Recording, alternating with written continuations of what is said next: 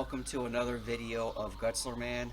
I am your host, Mark Gutzler, and today we're going to be talking about the second half of my surgery. I would like to do today what I did last week, and that is do my podcast too at the exact same time. So let me go ahead and get that started, and then we'll start with this.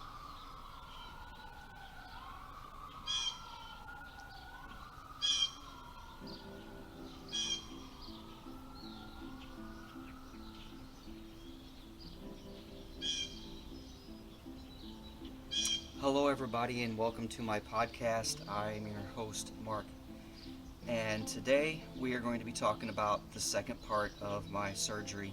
Now, I'm also doing my YouTube video at the exact same time, so we're going to be talking and walking. So with this video, I wanted to share the second half of the surgery. So last week, I led up to what caused me to want to get the MRI, going to get the MRI, coming back and finding that my suspicions were wrong, but they found something else. And going through my insurance company and my doctor, we set up a time for me to get surgery. I end up getting the surgery, and that's kind of where I just kind of left off. So today I kind of want to go beyond that. So I wake up from the surgery, and I'm in the ICU, and my wife is to my left, and the doctors are coming in. They're taking my blood pressure. They have a cuff on me that automatically takes my blood pressure, I guess like once every 10 minutes. They're waking me up every so often to poke my finger for my blood sugar. They're asking me questions like, what's your name? Do you know where you are? Who's the president? What year it is? On a hourly basis, just to make sure that my mind is acting correctly. And that's just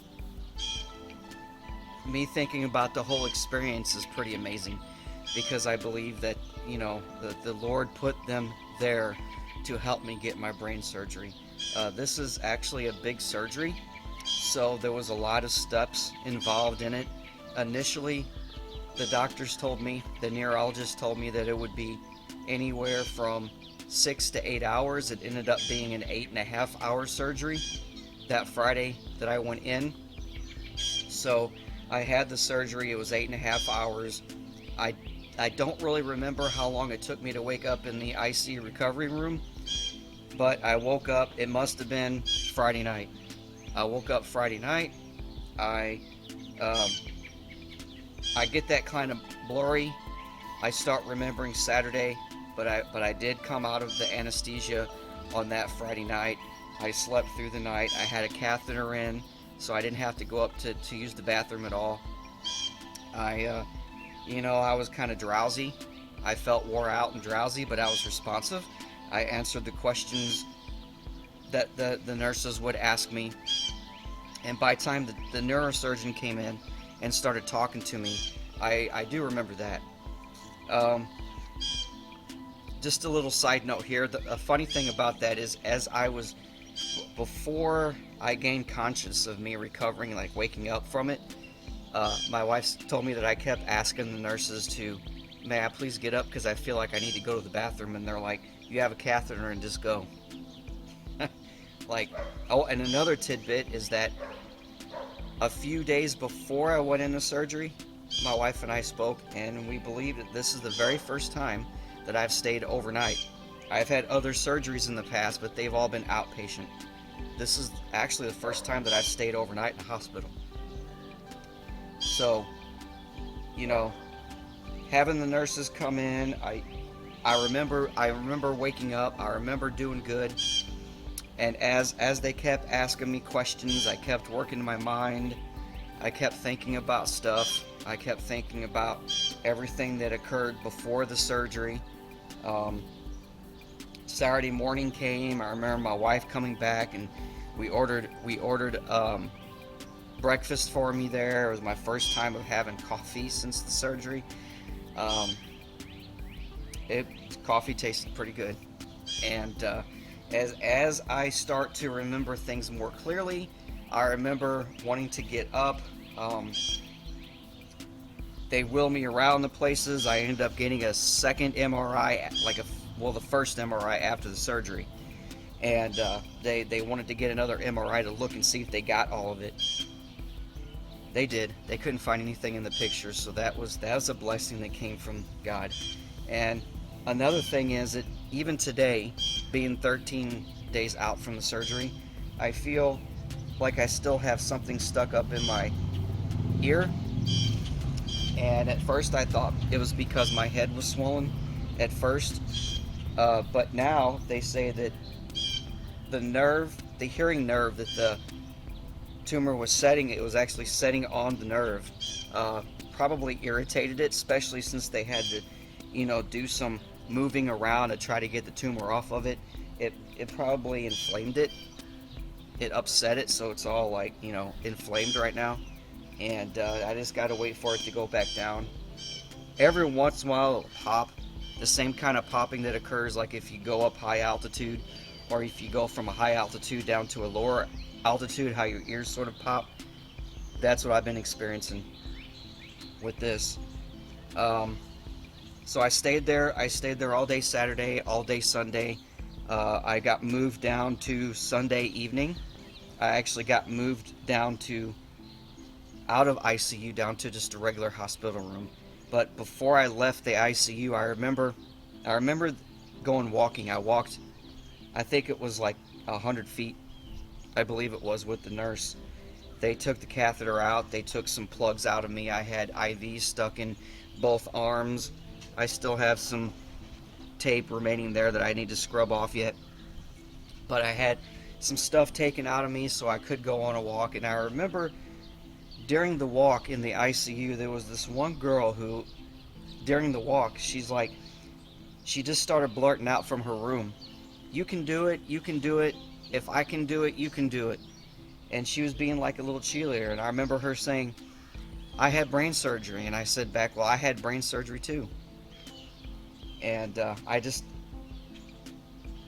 don't know. I hope that she knows that she did give me some inspiration with that at that time, knowing that there was actually someone else there that had brain surgery. But shortly, about an hour or so after that walk, maybe 2 hours, I was brought down to the lower level below that one, and it was an actual hospital room. And I stayed there overnight. The next day, the neurosurgeon came in and talked to me, and the second doctor that was in there, which is the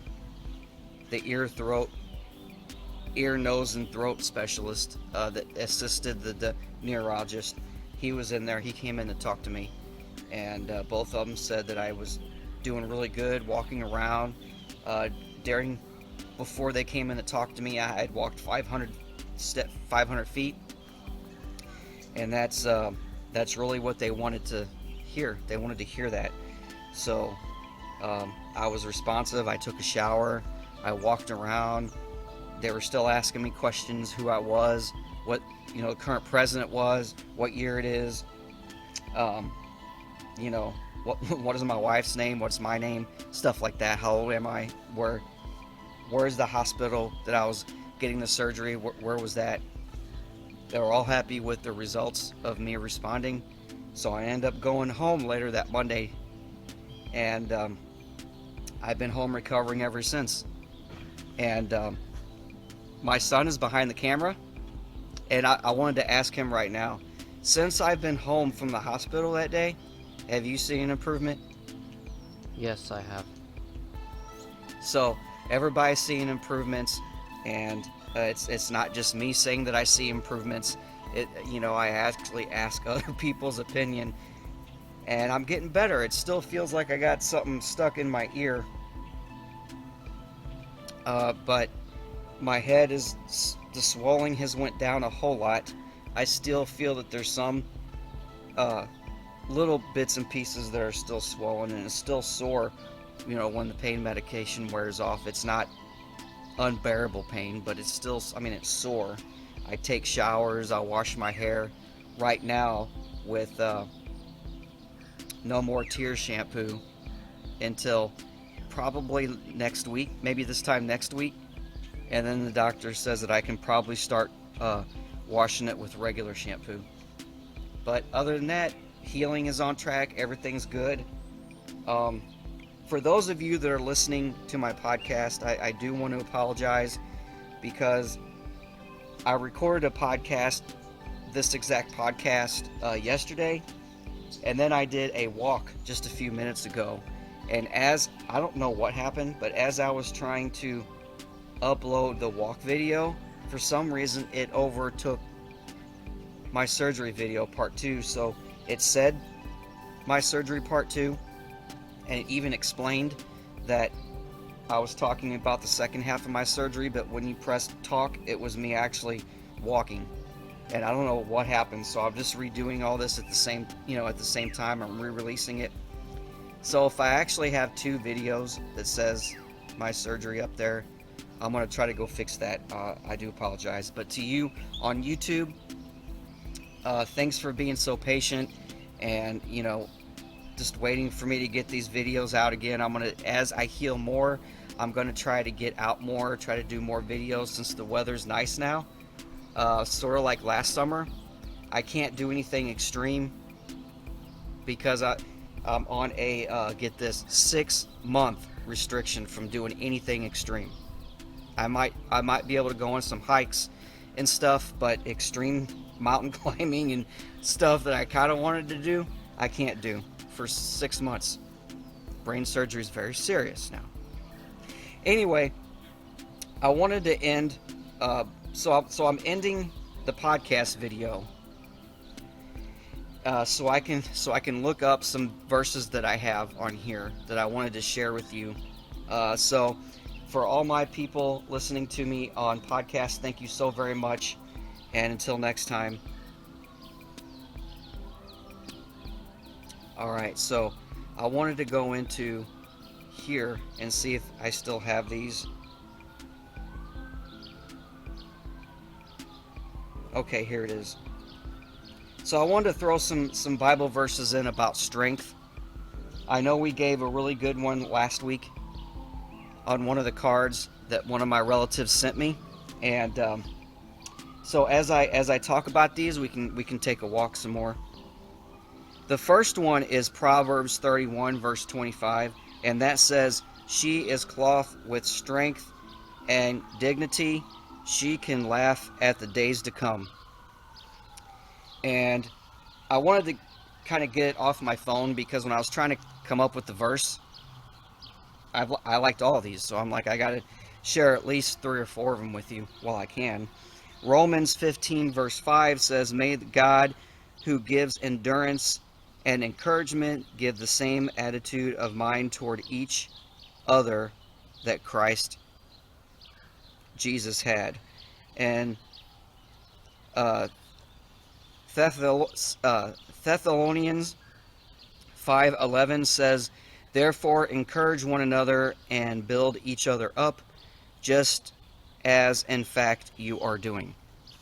So, I wanted to try to bring verses in here to bring encouragement in case you might be dealing with something. It may not be brain surgery, but it might be something else, that you're going out there, and you're not alone. Christ is with you. The universe is with you. It's all just you. And your friends are with you, your family's with you, so it's not just you. I don't know if I just said it's just you, but I want to say that it's not just you, that you have people in your corner. So I wanted to just end this video before it gets too long, and thank you all for listening to me. My name is Mark Gutzler. This is Gutzler Man, and until next time.